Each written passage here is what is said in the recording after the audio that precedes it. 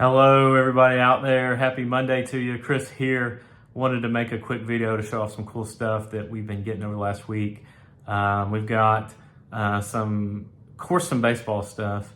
We've got some stuff related to the game, and then we have a few extracurricular stuff that if you grew up in the '80s, you may think is cool. You may think it's pretty dorky. But wanted to do this video. Went almost a week without power last week, so we had some torrential windstorms of all things in combination with thunderstorms. And so I'm really happy to be able to get back producing a little bit of content for you. So gonna go ahead, gonna flip this thing around and show off some really cool stuff. All right, so the first card I'm gonna start with is this 1998 Metal Universe. It's a Leaf product, so I know it's not Topps, but it is one of my favorite Ryne Sandberg cards.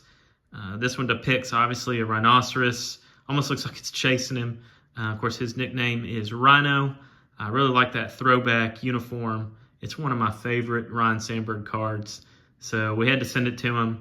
And as you know, if you watch my channel, I really like those horizontal cards for autographs. You just get that name not as scrunched up. So that's a great card to send to Rhino if you need him. I've got this 1982 Topps Alan Trammell. This was a signing that Tom Moore had with Trammell, and it's a good looking card. Obviously, 1982 was before Trammell and his Tigers won that World Series, but he was able to sneak in through the Veterans Committee. I've heard some rumors that he might be signing maybe one item at a time through Mail Detroit Tigers Comerica Field. Don't know personally, but he would be a great get.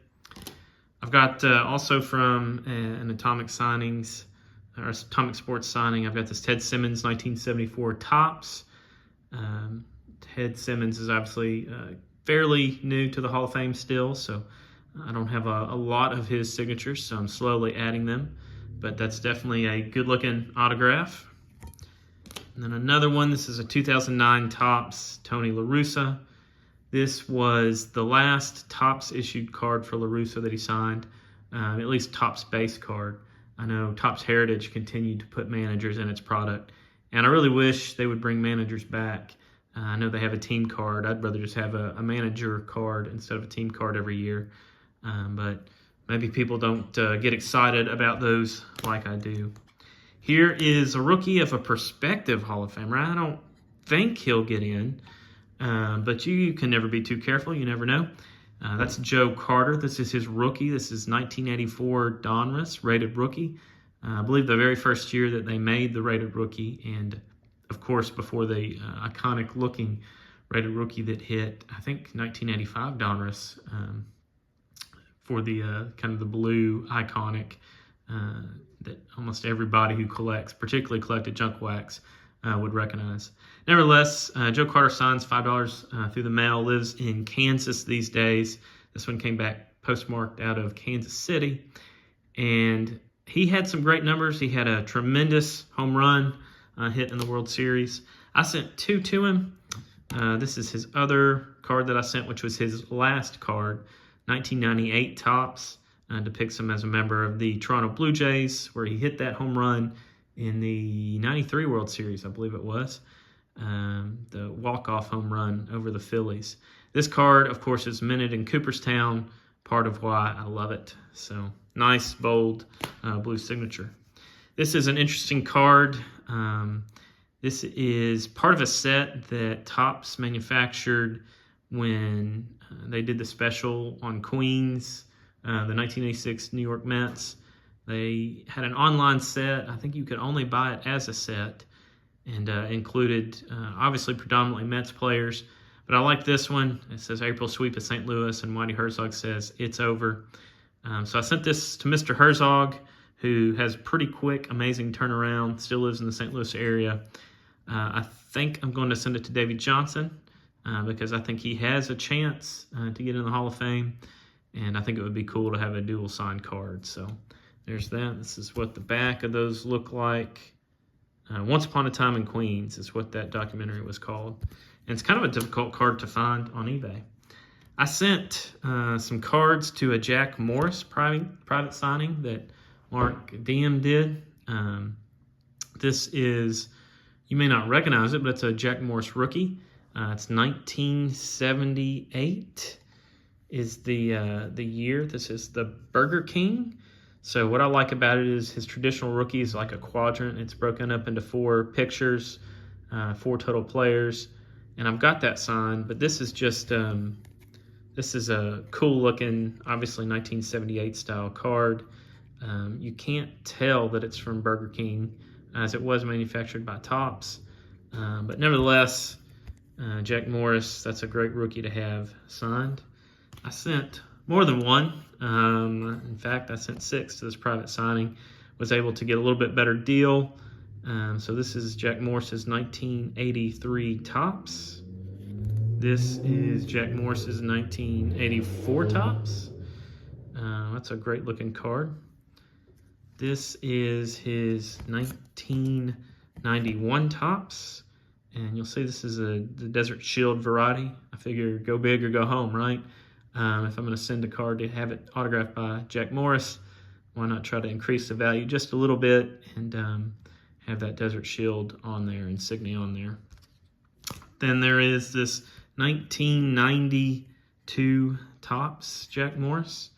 What I liked about this one is it depicted him with his hometown Minnesota Twins. So he was born in St. Paul, and so I thought this was a pretty good one. And he had a good run with the Twins in addition to the Tigers and Blue Jays. And then the 6th one I sent was this 1994 Topps Traded. This is interesting about this is not only does it depict him a member of the Cleveland Indians, many people may have even forgotten he pitched for Cleveland. It's also the last Topps card that he is depicted on, at least player era Topps card. So thought that was a pretty good one to add as I'm trying to focus on collecting those. I've got some weird cards. All right, this one is not safe maybe for all eyes.